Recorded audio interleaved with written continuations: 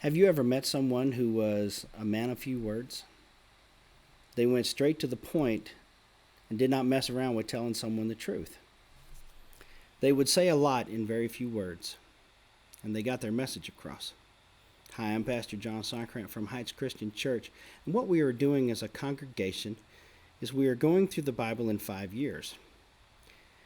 We invite you to join us here on our YouTube channel by subscribing to our YouTube channel and click the bell notification so that you can receive notifications when our videos drop, and click the like icon so that our algorithm will help YouTube do whatever it does. And so today we begin with the book of Joel. And Joel has a lot to say, but he only says it in 3 chapters. And the prophet Joel did not mince words when it came to let someone know what was what. So let's start reading. The word of the Lord that came to Joel, son of Pethuel. Hear this, you elders. Listen to all who live in the land. Has anything like this ever happened in your days, or in the days of your ancestors? Tell it to your children, and let your children tell it to their children, and their children to the next generation. What the locust swarm has left, the great locust have eaten. What the great locust have left, the young locust have eaten. And what the young locust have left, other locusts have eaten.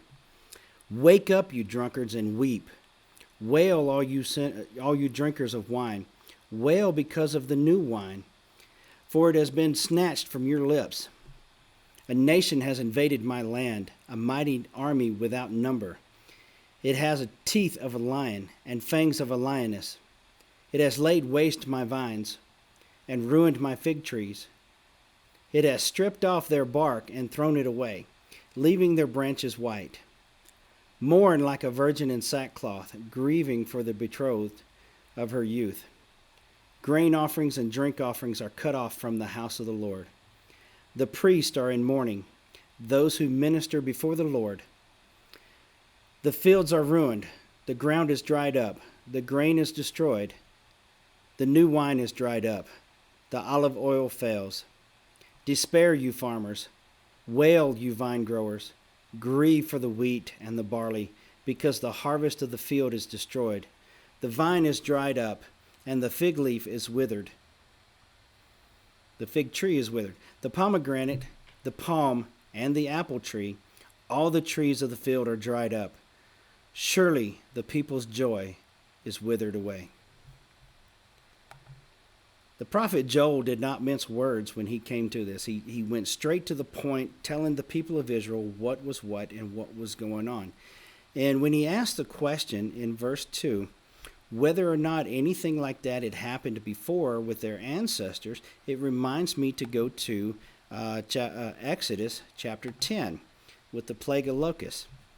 Then the Lord said to Moses, Go to Pharaoh, for I have hardened his heart and the hearts of his officials, so that I may perform these signs of mine among them, that you may tell your children and grandchildren how I dealt harshly with the Egyptians, and how I performed my signs among them, and that you may know that I am the Lord.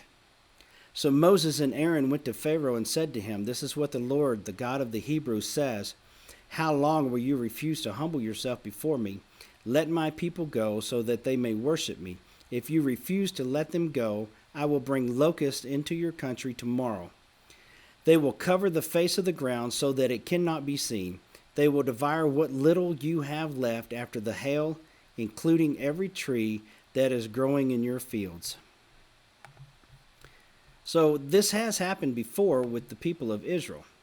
And what the prophet Joel is telling them is that the same thing that happened when Pharaoh refused to follow them was going to happen to them, and they were going to see a plague of locusts coming in.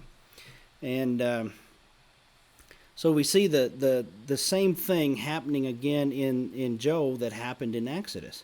And Joel was bringing up that time for a reason, to show that God was the God of Israel.